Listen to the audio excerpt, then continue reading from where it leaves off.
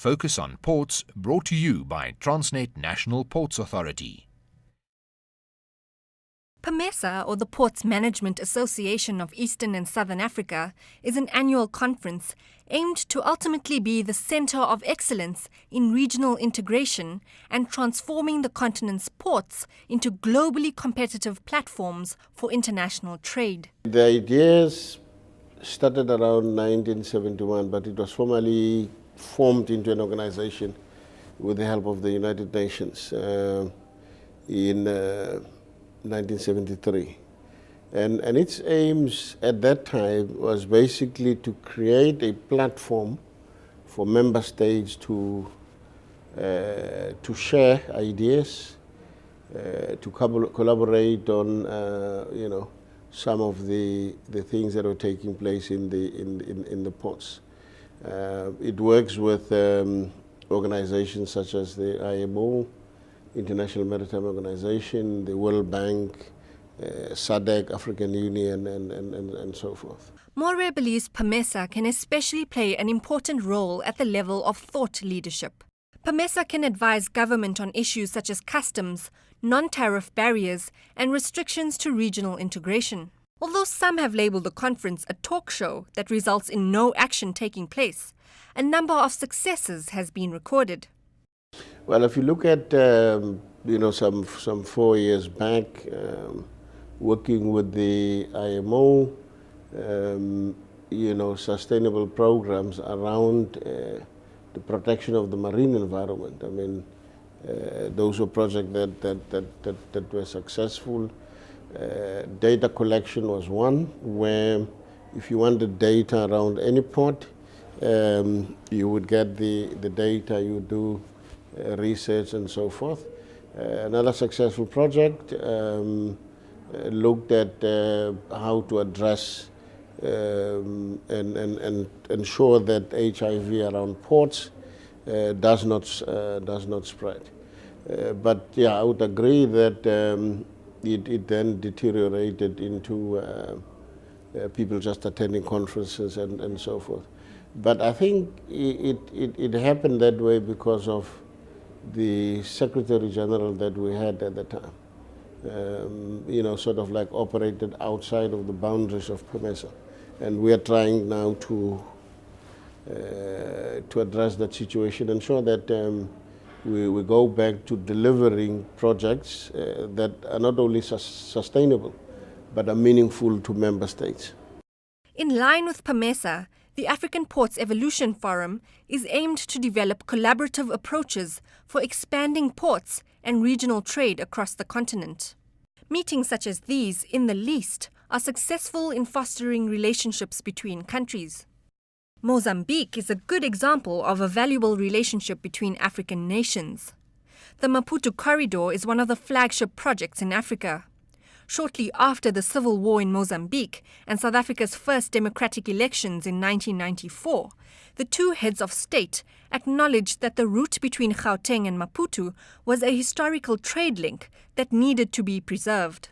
Obviously, at that stage, Mozambique was really in desperate need of everything that South Africa could provide.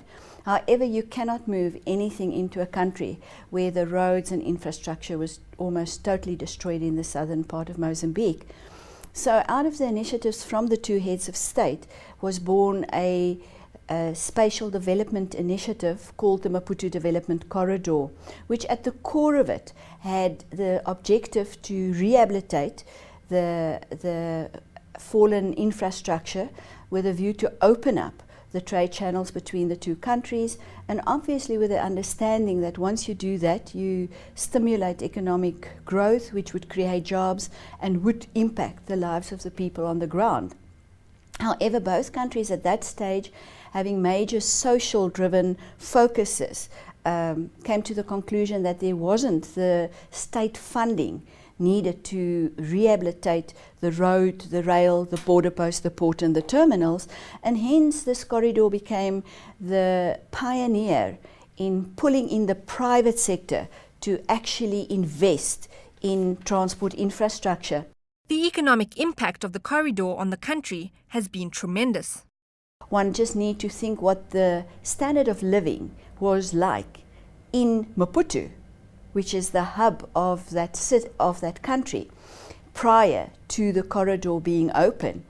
There was very, very little of your basic consumables that you find in South Africa. Today, 8 years down the line, we see that you find every possible consumable article and item in South Africa, in Mozambique. All of that could not have been taken place had it not been for a good working transport system that facilitate a cost-effective movement of goods. Not only have the lives of the people within Mozambique been directly impacted, but of course, as the transport infrastructure improved, more and more companies could set up base in Mozambique. Now, obviously, all of this, as well as the typically your port concession, the increased rail throughput, obviously, as well as the road concession, we're also generating revenue for the Mozambican government. So I think it's very clear to actually state that the economic impact of this corridor can be felt across the economies of both countries.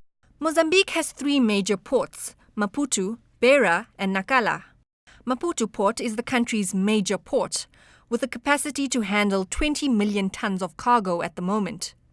The plan is to double this in the next 5 years. One of the threats that we need to take into consideration is perceptions. Perceptions count.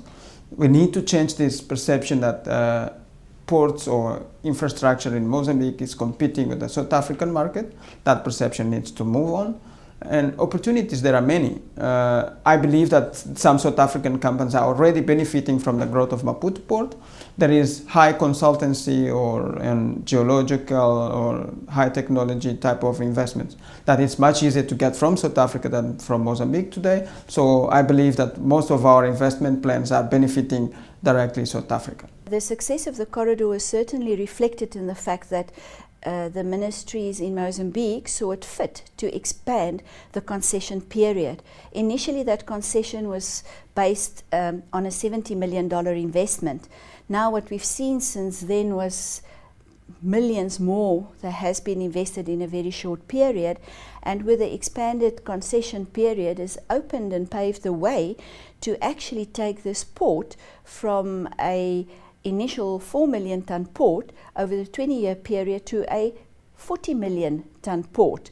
Where we initially spoke of a $70 million investment, we're now talking of another $2 billion investment, and certainly making Port of Maputo a strategic gateway to where our markets are. When we look at the growth in the South-South trade, Port of Maputo is ideally situated, not only for Mozambican volumes, imports and exports, but certainly as a major gateway to increase the shipping capacity of Southern Africa. Rather than viewed as a threat, the port of Maputo is complementary to South Africa's ports.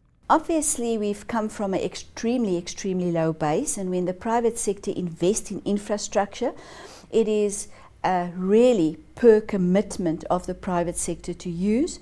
So it's not just a open blanket investment and then wait for cargo to come. So the two go hand in hand, and obviously when the private sector choose to commit to a particular transport infrastructure, it means that the service levels needs to be there, the pricing needs to be right, the shipping lane access has to be right. So there's many elements that have to play together to actually get the port to actually have its investors commit to move to that 40 million ton capacity that we are so excited about. But as a country that's still finding its feet, skills are difficult to come by and will require a great deal of investment. I believe, based on a study that we did, we believe that currently the main threat for the development of Maputo port is skills. The skill gap is high. The country got independent in 1975. There was a war in between. It takes time for people to get used to the new technologies. The qualification of our staff needs to be improved.